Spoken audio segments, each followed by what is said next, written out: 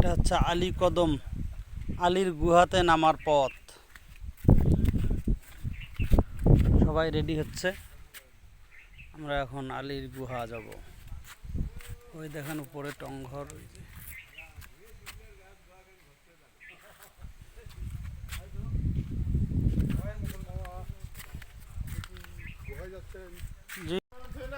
এই যে দেখো, ওই যে বাবু আসছে অনেক কষ্টে, হামাগুড়ি দিয়ে অনেক উঁচু পাহাড়, তার নিচে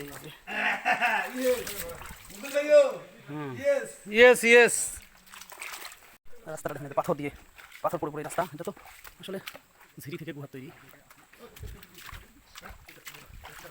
সম্পূর্ণ রাস্তাটা এরকম। যখন বন্যা হয় তখন অনেক গাছের গুড়ি এসে গেছে।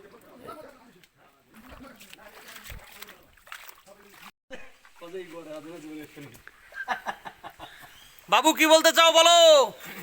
বাবা বলে জীবনের প্রথম এরিয়া লাস্ট, এটাই ফার্স্ট, এই গোয়া আর আমি দেখতে আসবো না। এলে কেমন কথা কয়?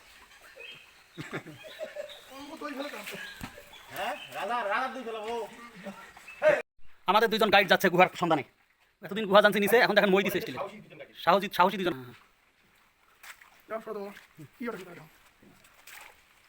মোবাইল আছে সাথে? মোবাইলে লাইট বেরো। সাহস পাচ্ছি না ভেতরে যাওয়ার, এক এক করে দুইজন গেল এখানকার। এই দেখেন জায়গাটা কত শুনশান।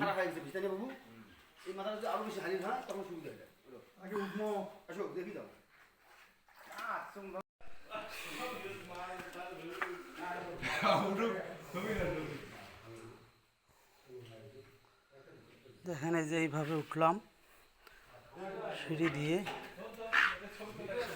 এই দেখেন গুহা, এই যে রাস্তা, ইয়েস, এই যে দেখেন গুহা। লাইট দাও। এই যে দেখেন, মনে হয় যে হাত দিয়ে কেউ করছে এগুলা।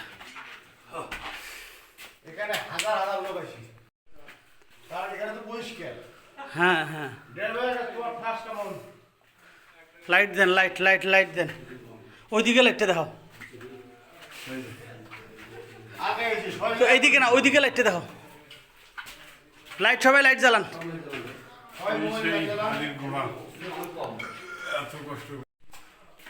এই যে দেখেন,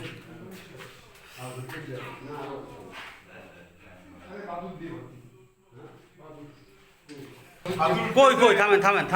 বাদুরটা দেখি, থামেন।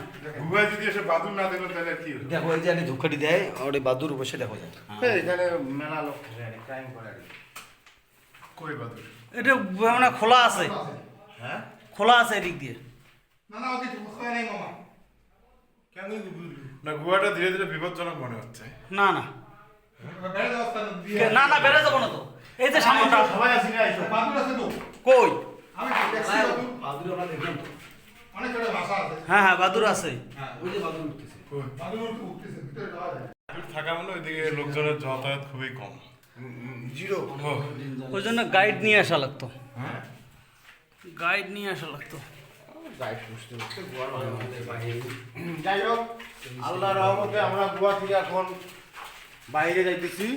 সামনে আমরা কুড়িগ্রামবাসীকে অনুরোধ জানাই। এটা আমার বাবু আঙ্কেল, অনেক ভালো। সামনে আর সাহস পাইলাম না। দিনের বেলায় টর্চ লাইট দিয়েও অন্ধকার মনে হচ্ছে, এত রিক্সের জায়গা। ওই যে এটা গুহার বাহির পথ।